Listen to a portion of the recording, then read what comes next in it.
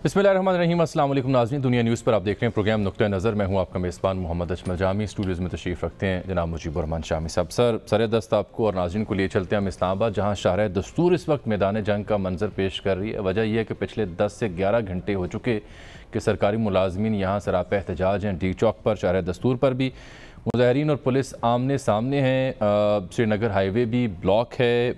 D चौक से अब parliament की जानिब इत्तलात ये हैं कि मुजाहिरीन गामजन हैं। मुजाहिरीन अभी तक मुंतशिर नहीं हो सके। इत्तला ये थी कि कल और आज भी कुछ मुज़ाकरात हुए वफाकी वज़ीर दाखिला शेख रशीद के मुजाहिरीन के साथ। उन्होंने क्या कहा वो भी आपको सुनाएंगे, मुलाजमीन क्या कहते हैं, उनके मुतालबात क्या हैं वो भी आपके सामने रखेंगे। लेकिन इस वक्त इस्लामाबाद में आंसू गैस की शेलिंग और उसके धुएँ उठ रहे हैं और सूरत हाल यूँ लगती है जैसे कोई मैदान जंग सी हो। शाम साहब, मैं इस वाक़े की तफसीलात बयान करने से पहले आपसे ये अर्ज़ करना चाहता हूँ कि आज प्राइम मिनिस्टर जनाब इमरान खान साहब एहसास किफ़ालत प्रोग्राम के दूसरे मरहले के लिए पिंडी करीब एक कस्बे में गए हुए थे और वहाँ वो लोगों से मुखातिब थे, जहाँ उन्होंने कहा कि कोरोना के हंगाम चूँकि लबनान में पैसे की मुनसिफाना तकसीम नहीं हुई थी और इसी वजह से वहाँ लबनान में बैरूत में लोग सड़कों पर अभी तक सरापा एहतजाज हैं। यानी बैरूत में जो मुजाहरे हो रहे हैं, बाखबर है वज़ीर आज़म, उनको इल्म है, उसका हवाला दे रहे हैं और बता रहे थे कि एहसास कफ़ालत प्रोग्राम ऐसा नहीं होने देगा। लेकिन जो शाहराह दस्तूर पर मुजाहरे हो रहे हैं, जो धरने हो रहे हैं, जो सूरत हाल है, उस पर तवज्जो नहीं है। देखिए, ये एक बड़ा संजीदा मामला है। हमारा जो सरकारी मुलाजमीन का जो सैलरी स्ट्रक्चर है ना, उस पर नज़रसानी की ज़रूरत है और एक मजमूई तौर पर सारे मामलात को रिस्ट्रक्चर करने की ज़रूरत है। ऐसा हो नहीं पाया। मुख्तलिफ जब हुकूमतें आती हैं, एक पैच वर्क होता है। अगर आप जायज़ा लें तो अदलिया जो है हमारी, निज़ाम अदल में जो सैलरी स्ट्रक्चर और है, हाँ जी, वो इंटायरली डिफरेंट है। सेक्रेटेरिएट ग्रुप का और है और जो लोग कॉन्ट्रैक्ट पर मुलाजिम रखे जाते हैं उनके साथ और सलूक किया जाता है, उनका मामला कुछ और है। दुरुस्त है। और इसी तरीके से आप देखिए, अभी मैंने उसकी तस्दीक नहीं की, मुझे किसी ने भेजा कि नैब के अंदर जो तनख्वाहें हैं, उनका तो चेयरमैन नैब की तनख्वाह जो है वो शायद 24 लाख रुपए बताई गई थी। ये चेक करना पड़ेगा, लेकिन मैं उसकी तस्दीक नहीं कर सका। हो सकता है ऐसा हो। अच्छा, अब फिर एक बात, एक शख्स रिटायर हो जाता है, उसके बाद उसको री एम्प्लॉय किया जाता है और री एम्प्लॉयमेंट के बाद उसको एक सैलरी मिलनी शुरू हो जाती है और एक पिछली पेंशन, एक पेंशन मिल रही होती है। ठीक। तो अच्छा, फिर ये है कि आप देखें कि जो सरकारी मुलाजिम है उनके लिए कोई सहूलत नहीं है, ना उनके बच्चों के साथ कोई तरजीह सलूक होता है स्कूलों में, कोई उनका कोटा मुकर्रर किया जाए। प्राइवेट स्कूल्स के अंदर भी, गवर्नमेंट स्कूल्स अगर जहाँ हालत ठीक है वहाँ तो दाखिला मिल जाता है। सही, मैं आपकी बात समझ रहा हूँ। ना प्रोफेशनल कॉलेजेस के अंदर भी, ना उनकी, पहले होता था कि हर सरकारी मुलाजिम को रिहाइश मिलती थी, नहीं अब हर एक को इतना किराया मिलता था। हर एक को मिलना मुश्किल है, उसके बजाय किराया एक मद में मिलता है। नहीं, किराया मिलता है लेकिन बड़ा नॉमिनल, उस किराए में मकान नहीं मिलता। उसमें आजकल किराया नहीं अफोर्ड होता। तो अब आप ये देखिए, और हुकूमतें अगर ये कोशिश करती कि एक जैसे एक by the passage of time gradually कर लेते, अब आप एक मकानात बनाते चले जाते, आप लोगों को एकोमोडेट करते चले जाते ताकि, अच्छा उसके बाद कन्वेंस, आप ये देखिए हर एक के साथ, एक ज़माने में यूसुफ रज़ा गिलानी साहब का दौर था, कहा गया जी ग्रेड 22 के जो लोग हैं, 21 के ना, उनको गाड़ियां दे दी जाएंगी, बुक वैल्यू पे गाड़ियां दे दी गई। अब हुकूमत कोई कार नहीं देगी, लेकिन फिर हुकूमत की कारें वहीं के वहीं रही। ठीक है। तो एक पूरी एक अफरा तफरी मची हुई है, आज भी है, और कहीं दौर लगता है तो वहां तनख्वाह बढ़ा ली जाती है। नहीं, वो फिर ऐसे ही है ना कि मुजाहरा करके एहतजाज अलाउंस बढ़ा लिए जाते हैं किसी एक महकमे में। यानी होना ये चाहिए कि आप पूरे मामले पे गौर करें। और अभी हमारे जो डॉक्टर इशरत हुसैन है, उनकी तो टास्क फोर्स थी, उसका तो काम ही ये था ना, रिफॉर्म्स का। तो ये लोग जो हैं, अब मुझे बताइए कि जो सरकारी मुलाजिम, उनका तनख्वाह पर गुजारा है, वो क्या करें? वो तो कन्वेंस के खर्चा नहीं पूरा कर पाते। यहाँ शिबली फराज साहब को रोका सेक्रेटरीट के मुलाजमीन ने, उनसे मुकालमा हुआ, उनको रोका गया, वो भी डिटेल अब फिर होता क्या, जो अपोजिशन पार्टीज हैं वो आ गई है ना, वो इनकरेज करती हैं। आगे मरियम नवाज का ट्वीट है, नवाशी साहब का ट्वीट वो है, सरकारी मुलाजमीन के साथ खड़ी जाती हैं। हाँ, पीपल्स पार्टी ने सरकारी मुलाजमीन की तनख्वाहें बहुत बढ़ाई थी, तकरीबन 100%। जी हाँ, आखिरी साल में बिलखुसूस, ठीक है ना। अब बात यह है, अब आपका बजट कितना है, पहले आपका डेफिसिट कितना है, कितना बोझ आप उठा पाएंगे, फिर आपने उनको कोई राशन ऐसा दीजिए। आप देखो, आप यूटिलिटी स्टोर्स के ऊपर अर्जा कीमत पे चीजें देते हैं ना, सब्सिडाइज करते हैं, तो वो सरकारी मुलाजमों को दें आप, यानी उनके लिए कोई इस तरह की सहूलतें पैदा करें। तो नतीजा ये है कि सबसे ज्यादा मुश्किल में ईमानदार सरकारी मुलाजिम सबसे मुश्किल। ये अहम बात आपने कि ईमानदार सरकारी मुलाजिम, हाँ, बकिया का तो मसला नहीं है। तो बाकी तो देखिए, हर पंजाबी का लफ्ज है ना उर्ली, हाँ, उर्ली लगी हुई है। अच्छा, मैं आपको इस्लामाबाद ले चलता हूँ अफसर साहब। ये तो आपने बुनियादी बात वाजे कर दी, कंसेप्चुअल क्लैरिटी दे दी, मसला क्या और होना क्या चाहिए। अब ज़रा ताज़ा सूरत हाल भी जानते हैं। कमरुल मुनव्वर साहब मौजूद हैं सर सेक्रेटेरिएट चौक में, और हमें ज्वाइन करेंगे यासिर मलिक साहब, वो डी चौक में मौजूद हैं। उन दोनों से हम बात करेंगे। कमर साहब, आप सुबह से इस धरने को कवर करने हैं, अब तक क्या फाइंडिंग्स आपकी? एक तो मुलाजिमीन इन मुजाहिरीन के बुनियादी मुतालबात क्या हैं, जो मुज़ाकरात कामयाब होने की बात की गई थी, फिर क्यों दोबारा ये सरापा एहतजाज है? जी बिल्कुल, 2 रोज़ पहले जो है वो ऐलान किया गया था कि अब वफाकी मुलाजमीन जो हैं उनकी तनख्वाहों में 1 से 16 ग्रेड के जो हैं वो इजाफ़ा कर दिया गया है।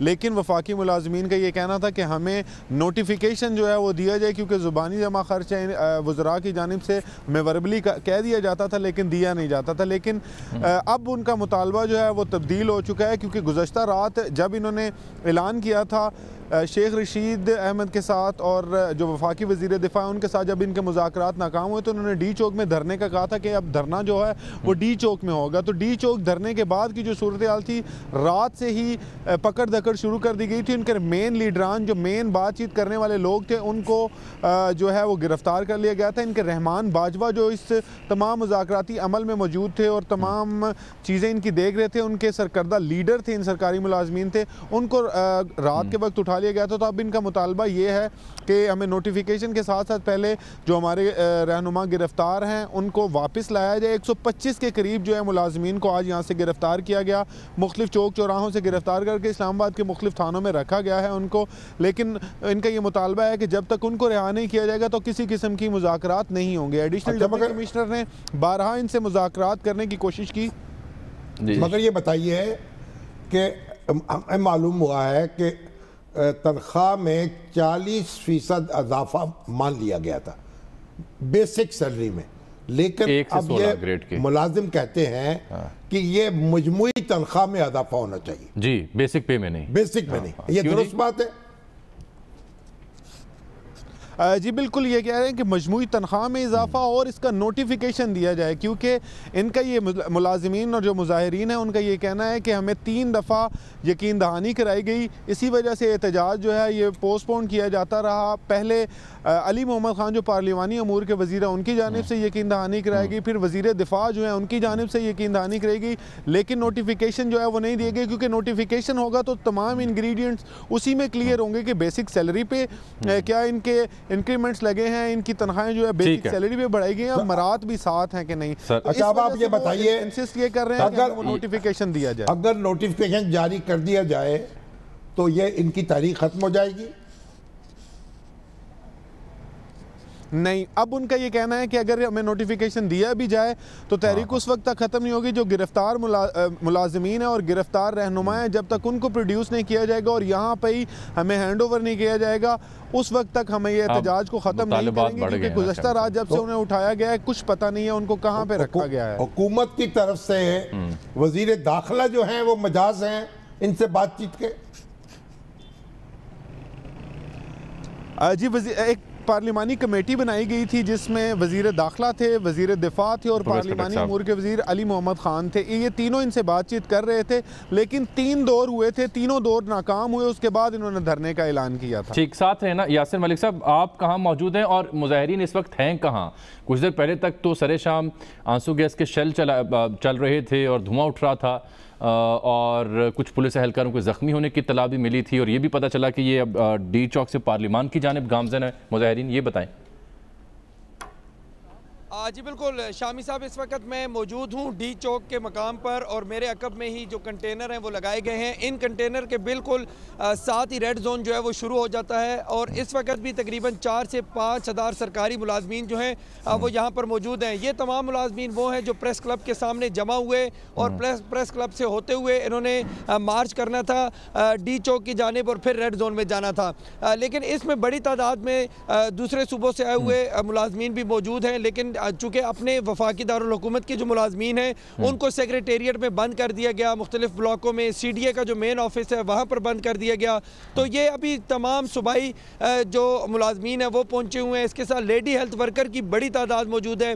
जैसा कि कमर पहले ख़ुद बता रहा था कि जो मुज़ाकराती टीम है, अब मुज़ाकरात इस वजह से इनके साथ नहीं किए जा रहे कि जो लेडी हेल्थ वर्कर है वो इसी डी चौक में 4 रोज़ का धरना देकर और यहाँ से एक नोटिफिकेशन लेकर गए थे, लेकिन उनके भी नोटिफिकेशन पर कोई अमल दरामद नहीं किया गया। तो आज वो भी यहाँ पर सरापा एहतजाज हैं। डेली वेजेस मुलाजमीन भी हैं, असातिज़ा भी हैं जिनको अभी तक मुस्तकिल नहीं किया गया। इसमें एक बड़ी पते की बात है, ऐसे असातिज़ा भी मौजूद हैं जिनके पास हाई कोर्ट का हुक्म है कि उनको मुस्तकिल किया जाए और उनके जितने बाकी ड्यूज़ हैं वो उनको क्लियर किए जाए, लेकिन वो भी अभी तक उनको क्लियर नहीं किए गए और ना ही हाई कोर्ट का हुक्म माना गया है। वो असातिज़ा भी यहाँ पर मौजूद हैं, दीगर भी सरकारी मुलाजमीन यहाँ पर मौजूद है। और अभी भी तकरीबन 5 मिनट पहले जब हम यहाँ पर खड़े हुए आके, तो उस वक्त भी यहाँ पर आंसू गैस की शेलिंग का सिलसिला पुलिस की जानिब से जारी था, जबकि जो मुलाजमीन हैं इनकी जानिब से जो है वो पथराव किया जाता है फिर अपने बचाव के लिए। और यहाँ पर पानी, लाइटें, तमाम तर चीज़ें जो हैं, स्ट्रीट लाइट जो है मुकम्मल तौर पर बंद कर दी गई हैं। पानी की सहूलत यहाँ पर नहीं है, हालांकि ये इनके अपने वफाकी दारुल हुकूमत के सरकारी मुलाजमीन है, लेकिन किसी किस्म की कोई फैसिलिटी इनको। आज सरकारी दफातर बंद रहे हैं, वहाँ काम नहीं हुआ, कोई सरकारी मुलाजिम वहाँ नहीं गए। देखें शामी साहब, जो सरकारी मुलाजमीन सुबह अपने दफातर में गए वो तो एहतजाज के लिए गए कि एहतजाज करेंगे और धरने में शरीक होंगे डी चौक में जो दिया जाएगा, लेकिन चूँकि सेक्रेटेरिएट के तकरीबन 12 के करीब जो ब्लॉक हैं उनको मुकम्मल तौर पर बंद कर दिया गया। सरकारी मुलाजमीन अंदर महसूर हो गए। कैपिटल डेवलपमेंट अथॉरिटी CDA जो बहुत बड़ा इदारा है वफाक का, उसको मुकम्मल तौर पर बंद कर दिया गया। उसके नुमाइंदगान को गुज़िश्ता रात गिरफ्तार कर लिया गया। रात 2 बजे के करीब इस्लामाबाद पुलिस और ज़िला इंतज़ामिया की जानिब से ये गिरफ्तारियाँ की गई। अब हिकमत अमली ये बनाई गई थी कि जो बाहर से आने वाले जो सरकारी मुलाजमीन होंगे उनको किसी सूरत इस्लामाबाद में दाखिल नहीं होने दिया जाएगा, लेकिन वो भी डी चौक तक पहुँच गए। और अब इस वक्त भी यहाँ पर हल्की फुल्की झड़पें जो हैं वो पुलिस के साथ मुलाजमीन की जारी हैं। अच्छा, ये बताएं कि ये मुजाहिरीन का मिजाज क्या, ये यहाँ पड़ाव करना चाहते हैं रात गए, या आगे पेशकदमी करना चाह रहे हैं किसी और मुकाम की जानिब? देखें, इसके बाद तो जो 2 कंटेनर लगे हुए हैं 2 लेयर्स में लगाए गए हैं। इसकी बैक साइड पे पुलिस है, रेंजर्स है और एलीट के जवान तैनात किए गए हैं। तो इनका जो मेन हदफ है वो तो यही है कि ये पार्लियामेंट के सामने जाएंगे, रेड जोन में जाके बैठेंगे और अपना एहतजाज रिकॉर्ड करवाएंगे। लेकिन अभी तक तमाम लोग यहाँ पर मौजूद हैं, चूँकि मेन क़यादत जो है जिनके साथ। ठीक है, आप ज़रा साथ रहें सर, इजाज़त दें, मैं शिबली फरासा वाला वाक़या सुन लूँ कमर से अगर। चलो सुना दें, लेकिन शेख रशीद साहब अवेलेबल नहीं। मैं उनका बयान नशर करता हूँ जो आज उन्होंने परवेज़ खटक साहब के हमरा और फिर अली मोहम्मद ख़ान साहब की हमरा गुफ्तगू की थी, उसका मतन भी बयान करता हूँ। ये शेख साहब से रब्ता भी करते हैं। ये कमर साहब, आप ये बताएं कि जो शिबली फराज साहब की गाड़ी रोकी मुलाजमीन ने, तो उस दौरान क्या शिकायत की मुलाजमीन ने और जवाब में मशवरा क्या दिया शिबली फराज साहब ने? जी बिल्कुल, जिस टाइम रेड जोन के अंदर शिबली फराज की गाड़ी दाखिल हुई तो वहाँ पर कुछ मुलाजमीन जो थे वो मौजूद थे जो इसी एहतजाज में शामिल होने के लिए जा रहे थे। तो उस वक्त उनकी जब गाड़ी रोकी गई तो मुलाजमीन की जानिब से गिला शिकवा किया गया कि हमने आपको वोट दिए, हम आपको लेके आए, लेकिन हमारे लिए कोई इकदाम PTI की हुकूमत नहीं कर रही थी। इस पर जो शिबली फराज थे उनका ये कहना था कि हमने वज़ीर-ए-आज़म हाउस के खर्चे कम किए, हमने ऑस्टेरिटी मुहिम चलाई है, हम अपने खर्चे कम कर रहे हैं, तो आप भी अपने खर्चों को कुछ कम करें तो आपके हालात जो हैं वो ठीक हो जाएंगे। और इस तनख्वाह में, मतलब कहने का यही था कि इसी तनख्वाह में गुजारा करें।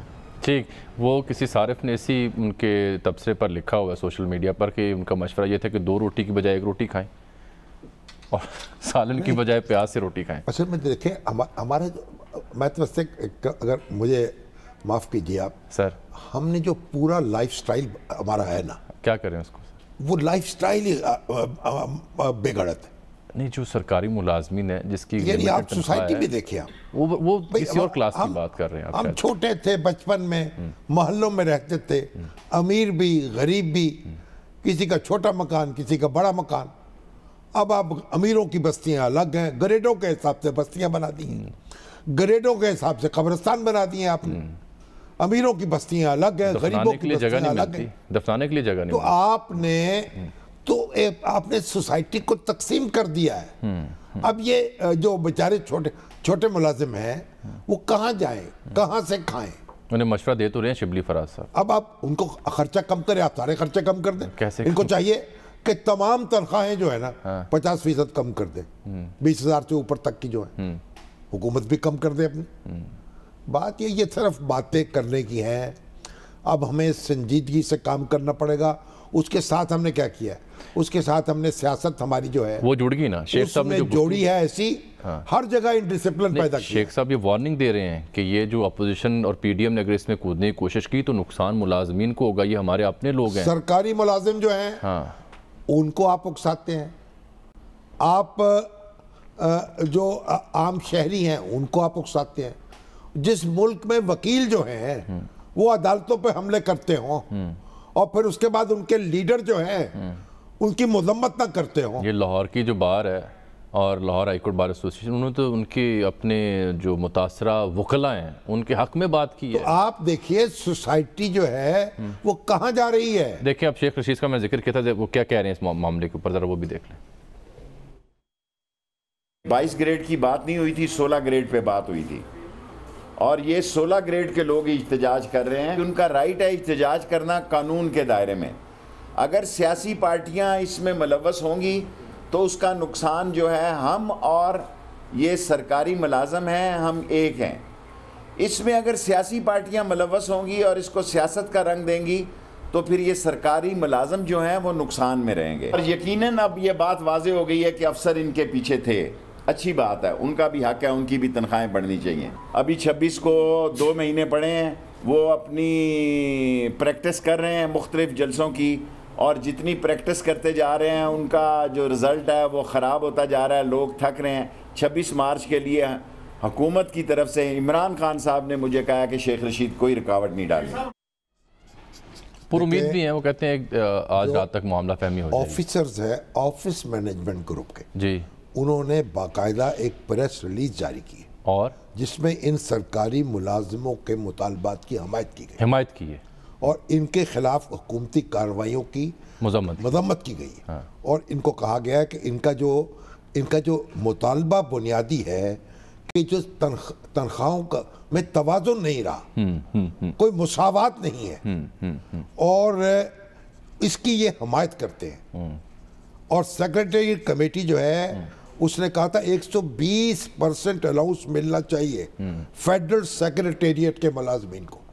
आपको याद होगा एक दफ़ा हमने प्रोग्राम में बात भी की थी, आज जो मुजाहिरीन को डील कर रही है फोर्स वो इस्लामाबाद पुलिस है शामी साहब। और इस्लामाबाद पुलिस का जो अपना पे स्ट्रक्चर है, ये उनके पास जो फैसिलिटीज़ हैं बाकी फंड्स में और पर्क्स की मद में, वो बाकी सूबों की पुलिस की निस्बत बहुत कम है, बहुत कम है। और कहते हैं, उन्होंने कहा है कि 17 ग्रेड से 22 ग्रेड तक के जो अफसर है ना सरकारी मुलाजिम, वो भी इनके साथ खड़े हैं। चलें, एक ब्रेक आ गई है। ब्रेक के बाद ज़रा नोट 2 वोट लो वाली जो वीडियोस लीक हुई हैं उस पर बात करेंगे, और फिर जो सेनेट में ओपन बैलेट का मामला वो सुप्रीम कोर्ट पहुंचा है, बड़ी अहम आज समाअत थी, उसका जिक्र भी करेंगे। कमर और यासिर, आप दोनों का बहुत शुक्रिया। नाज़रीन, आपसे मिलते हैं इस ब्रेक के बाद।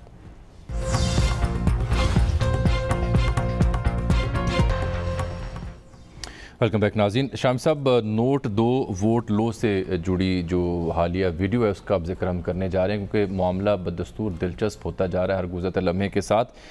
अब आज इमरान खान साहब से भी इस मामले पे बात की गई, तो उन्होंने क्या कहा वो सुनिए और देखिए। पहले तो एक सवाल करना चाहिए कि क्या यहाँ सियासतदानों के ज़मीरों का सौदा होता है या नहीं होता। सवाल तो ये है, क्या पैसा चलता है लोगों के ज़मीर ख़रीदने पे, रिश्वतें देने पे, और वो लोग जो कि मुल्क की लीडरशिप है, यानी आपके एमपीज़ और ये जो आपके सेनेटर्स हैं, ये मुल्क की लीडरशिप है। तो जो रिश्वत दे के सेनेटर बनता है और वो जो एमपीज़ अपने ज़मीर बेचते हैं, यानी सवाल तो ये है सबसे बड़ा। और पहले अगर ये सवाल अगर लोग पूछें कि ये क्या अभी हुआ है, ये 30 साल से हो रहा है, इसमें सबको पैसा मिलता है और लीडरशिप को पैसा मिलता है। और मुझे कैसे पता है? क्योंकि मुझे खुद पैसे की ऑफ़र आई हुई। तो ये तो जमहूरियत की नफ़ी हो गई। और ये सवाल पूछना कि वीडियो मेरे पास थी, मेरे पास अगर ये वीडियो होती तो वो जो हमने 20 लोग निकाले थे, उन्होंने 2 ने तो मेरे पे केसेस किए होते, मैं अदालत में क्यों ना ये वीडियो ले जाता अगर मेरे पास होती। हमारा वकील जो 2 साल से जब जा रहा है अदालत में, तो वो वीडियो दिखा देता, केस ही ख़त्म हो जाता अगर मेरे पास ये होती पहले। कहते हैं कि वीडियो पुरानी नहीं है, अभी मिली है, पहले होती तो अपने ख़िलाफ़ केसेस को डील कर लेता। लेकिन 2018 में भी इस मामले पर इमरान खान साहब ने इज़हार ख्याल किया था, वो भी ज़रा देख लें। आप में से अगर किसी को शक है, हमने आपको चार्जशीट किया हुआ है, आए, हम आपको बुला रहे हैं, आए, बैठे, मैं आपको अपनी आंखों से दिखाऊंगा। आप नोट गिन रहे हैं, आप देखेंगे कि आपकी वीडियो है, आप नोट गिनते हुए। तो वो इसलिए हम कर सकते हैं कि इमरान खान को भी किसी ने कहा जी एक सेनेटर बनाने के लिए 45 करोड़ मुझे देते हैं। तो अगर वो मुझे देते हैं, हमें इतना भी पता है कि बाकी पार्टीज के लोग बिके हैं, हमें ये भी पता है, हमारे पास उनके भी नाम आ गए हैं। क्या बाकी पार्टीज में जुर्रत है, ये इखलाकी कुव्वत है कि वो उनके खिलाफ एक्शन लेंगे?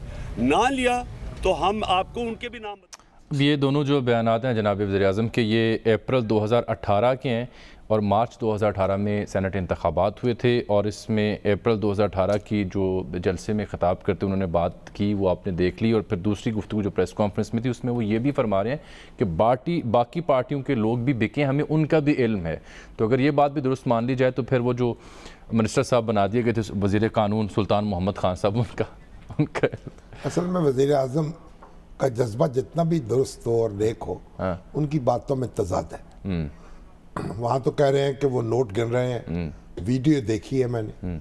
अब वो कह रहे हैं कि मैंने वीडियो नहीं देखी। कल कह रहे हैं कि जी ये ताज़ा है और होती तो हम ये वीडियो ना देखी उन्होंने, हो सकता है ना देखी। वीडियो ताज़ा तो नहीं हो सकती ना, जी जी, वीडियो तो पुरानी है, उन तक अब पहुंची है। किसी के पास थी ज़रूर, देखिए किसी के पास थी ना थी। अब सवाल ये है कि जो वो जज साहब थे मरहूम ख़ुसूसी अदालत के, क्या अरशद मलिक जी, वो उन्होंने जो उनकी वीडियो मंजर आम पर आई कि नाजेबा हरकत कर रहे थे और उसको ब्लैकमेल किया गया उनके बकौल, वो वीडियो दिखाकर और उनसे फैसला कराया गया।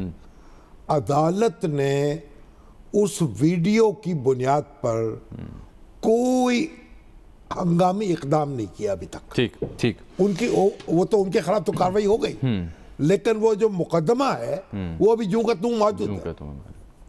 अब ये जो है, देखिए इसमें पहला मसला तो ये है कि ये वीडियो कहाँ की बनी है। बिल्कुल ठीक।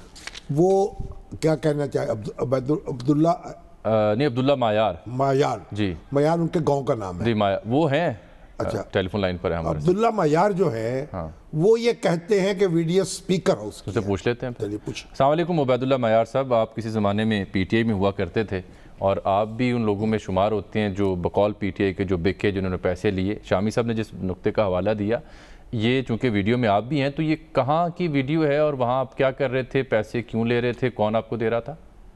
वालेकुम अस्सलाम। पहले बात यह है कि जो वीडियो है, अगर इस पर आप थोड़ा सा गौर करें तो मैं पैसे ले रहा हूँ जी। ठीक है, तो बड़ी अच्छी बात है, ले रहे हैं आप, लेकिन सुन तो लेना सर, क्या कह रहे हैं? लेकिन ये बताइए कहाँ की है ये? नहीं, मेरी बात सुने ना। हाँ आप अपनी बात करते, ये 2018 में मैंने ये बात कही थी, आप लोग उस वक्त कहाँ थे? जी बताएं, बात पूरी करें। हाँ ना, मेरी बात सुने ना। 2018 में मैंने एक स्टेटमेंट दिया था। 2018 में आप यूट्यूब पर महमूद जान जो ब्यूरो चीफ थे के उसके साथ इंटरव्यू हुआ था, वो देखें। उसमें साफ मैंने कहा था कि हुकूमत ने हमें पैसे दिए। हुकूमत ने, मैंने कहा था, मैं पीटीआई का एमपी था, पीटीआई का एमपी और पीटीआई के खिलाफ भी बोला 2018 में। नहीं, आपको पीटीआई की हुकूमत ने पैसे दिए थे। हुकूमत में कौन होते? हुकूमत में नहीं, होते हैं। और उसके वहाँ पीपल्स पार्टी के रहनुमा बैठे हुए हैं आपके साथ, ये वो क्या कर रहे थे वहाँ? ये तो एडिटेड वीडियो है। इसको मैं चैलेंज करता हूँ कि इसकी फोरेंसिक हो जाए, पता चला जाएगा कि ये किस तरह वीडियो बनी है। ठीक, ये तो बिल्कुल टोटली बोगस है, टोटली गलत वीडियो बनाई है। तो मतलब आपको पैसे दिए परवेज खटक साहब ने, बदलाते खुद, या उनकी हुकूमत ने?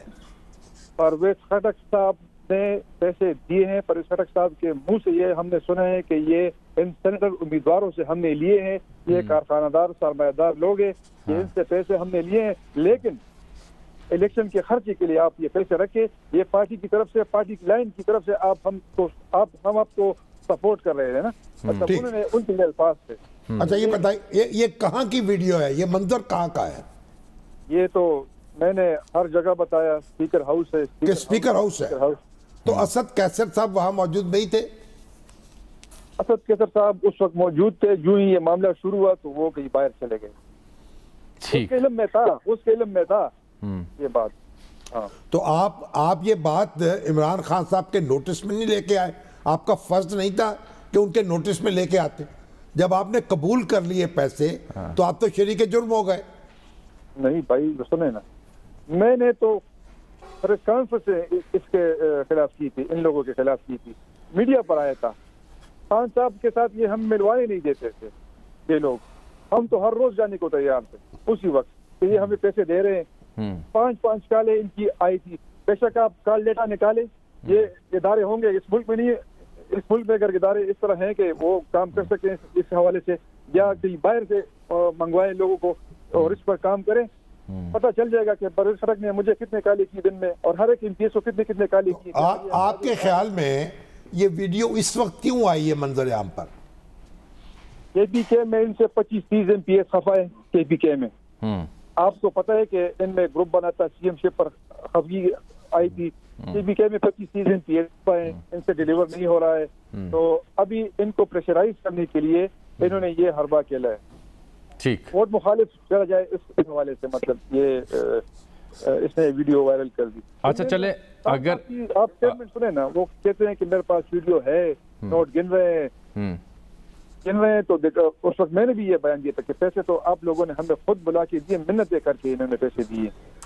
लेना और मतलब मांगने में फर्क है ना। अच्छा देखिए, ये एक बात तो आपने ये की कि ये आपको उस वक़्त के सीएम साहब ने पैसे दिए कि ये सेनेटर्स जिन्होंने मुंतखब होना है उनकी जानिब से जारी किए गए, ये पार्टी की जानिब से आपको दिए जाते हैं।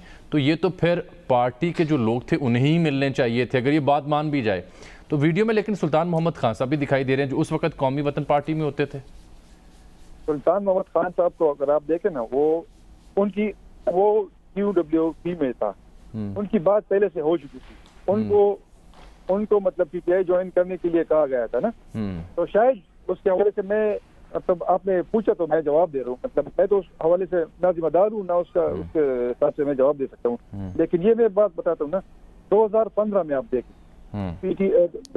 पीटीआई के 5 सेनेटर मुंतखब हुए थे या 6 पीपल के साथ, और पीपल पार्टी का भी एक सेनेटर मुंतखब हुआ था मर्दान से, खानजादा खान जो है उसका नाम था। तो 5 MPA पर सेनेटर मुंतखब होते हैं 2015 में। मीडिया खामोश रहती है, खटक साहब खामोश रहते हैं, इमरान खान साहब खामोश रहते हैं। जब गुलाम सरवर साहब 2018 में 20 वोटे ज्यादा लेते हैं पंजाब में, खान साहब उसको खामोश रहते हैं। फिर 2018 में वही पीपल्स पार्टी जिसको 1 मिली 5 नशिस्तों के साथ, वो कम तर नशिस्तों के साथ 2 सीटें लेने में कामयाब हो गई ना। फिर 2 सीटें, यही तो हम कह रहे हैं ना, वो 2 सीटें लेने में कामयाब हो गई। 2015 में भी कामयाब हुई और 2018 में भी कामयाब हुई। तो ये अगर आप मुझसे पूछते हैं तो मैं भी आपसे पूछता हूँ, मतलब इनसे पूछता हूँ कि 2015 में आप क्यों खामोश थे ना, 2018 में। चले, बहुत शुक्रिया उबैदुल्ला। मायार साहब, स्पीकर जनाब असद कैसर साहब का बयान आया हुआ है सर। वही कहते हैं वीडियो में दिखाई जाने वाली जगह स्पीकर हाउस पेशावर है और नाम मेरा इस मामले से कोई लेना देना है। स्पीकर नहीं हाउस। हाँ, वो कहते हैं 2018 में चेयरमैन इमरान खान ने बताया कि इस तरह का लेन देन हुआ है और सारी पार्टी का फैसला था कि इन मेंबरान के खिलाफ कार्रवाई की जाए। इस तरह के बयान सिर्फ मामले से तवज्जो हटाने की भोंडी कोशिश है। यानी ये जगह स्पीकर हाउस नहीं है। ये असद कैसर साहब ने ट्वीट करके बताया। पहले देखिए, एक तो सुराग ये मिलना चाहिए वीडियो किसने बनाई। एक बात फिर छुपा के क्यों रखी गई। सुप्रीम कोर्ट की कार्रवाई के दौरान इसे मंजर आम पर क्यों लाया गया। लेकिन आज अटॉर्नी जनरल ने फिर आप ये कौन सी जगह है, कहाँ ये सौदा हो रहा है। ठीक, अच्छा सर, ये चूंकि आज वो सदाती रेफरेंस से मुतालिक समात भी थी, तो उसमें अटॉर्नी जनरल साहब के साथ मुकालमा भी हो रहा था मौजूद जज साहिबान का। तो उन्होंने एक मौके पर कहा कि ये कोई तरीका नहीं है कि नोटों के बैग भर भर के ले जाए जाएं। इस मतलब हवाला तो यही बनता होगा। तो इस पर चीफ जस्टिस के बड़े अहम रिमार्क्स हैं। उन्होंने कहा अमूमी बात अपनी जगह, लेकिन अदालत ने कानून को मद्देनजर रखना है। हाँ, ये देखा ना, ये तो एक और आप सारे जो अरकान असम्बली हैं और सियासतदान हैं उनको मुर्दे इल्जाम नहीं ठहरा सकते। और कल तक का वक्त दिया कि दलाइल और ये तो खुद जो पीटीआई है ये उसका मामला है ना, उसके लोग हैं जिनके ऊपर इल्जाम लगाया जा रहा है। बिल्कुल बिल्कुल, किसी दूसरी जमात के लोगों पर ये इल्जाम नहीं लग रहा। बिल्कुल ठीक। उन्होंने वीडियो बनाई है, वो वीडियो नशर हो रही है, उसमें एक साहब जो बैठे हुए हैं पैसे ले रहे हैं, वो वजीर बना दिए जाते हैं। आज के समात में सर एक बड़ा अहम इस्तफसार किया जनाब चीफ जस्टिस ने। उन्होंने कहा क्या लोग पार्टी को वोट देते हैं या इसके मंशूर को। तो उन्होंने बड़ा दिलचस्प मुकालमा आगे हुआ कि ज्यादा लोग लीडर्स की तिलिस्माती शख्सियत के ऊपर, लीडर की तिलिस्माती शख्सियत को वोट तो देते हैं, लेकिन लीडर का जो प्रोग्राम है वो भी उनको इंस्पायर करता है। जी, ये बात भी देखिए, कायदे आजम ने जब तक पाकिस्तान का मुतालबा नहीं किया था वो कायदे आजम नहीं बने थे। सही सर, एक ब्रेक आ गई। और इसी तरह भुट्टो साहब ने जो रोटी कपड़ा मकान की बात नहीं की थी तब तक तो जुल्फकार भुट्टो नहीं बने, वो कायदे आजम। एक नाज़रीन ब्रेक आ गई यहाँ प्रोग्राम। नाज़रीन, इसके साथ ही आज के प्रोग्राम वक्त यहाँ ख़त्म होता है। आपसे मुलाकात कल, तब तक के लिए अल्लाह हाफ़िज़।